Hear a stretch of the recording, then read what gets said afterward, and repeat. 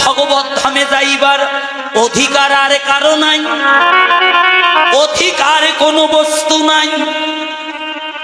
শুনে যান মা, কোটি কোটি ধন সম্পদ টাকা পয়সা থাকলে যদি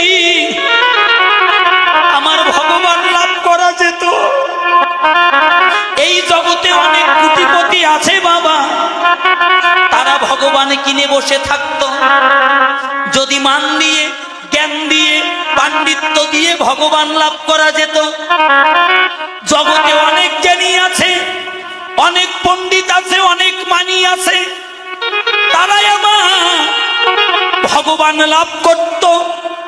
যদি রূপ দিয়ে, যৌবন দিয়ে ভগবান লাভ করা যেত মা, জগতে অনেক রূপবতী আছে, অনেক রূপবান আছে, অনেক যুবক আছে, অনেক যুবতী আছে, তারাই আমার ভগবান লাভ করত। মহাজন বললেন, এগুলো দিয়ে কেউ কোনোদিন ভগবানকে লাভ করতে পারেনি, পারিবেও না।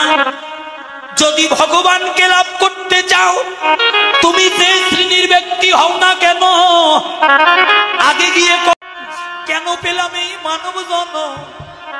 মহাজনে বললেন, কৃষ্ণ ভজিবার তরে এই সংসারে আইনু, এসে মিশে মায়ায় বদ্ধ হইয়া বৃক্ষ সম হইনু মা। যাদেরকে আপন ভাবছি, নিজের রক্ত পিণ্ড গলে, যাদের জন্য দিনকে দিন ভাবলাম না,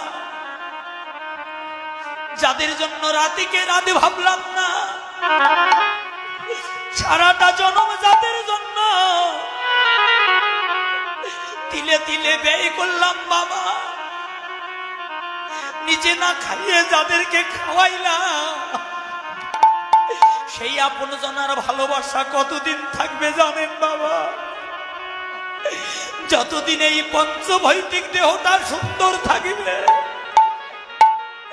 যতদিন এই দেহের রূপ রস শব্দ স্পর্শ গন্ধ থাকবে, ততদিন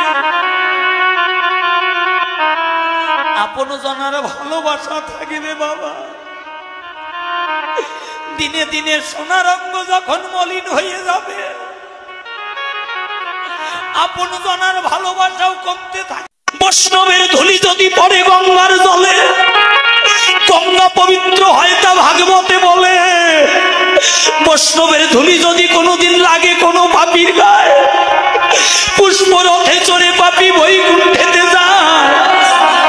মহাজন বললেন, কে বৈষ্ণব? বৈষ্ণব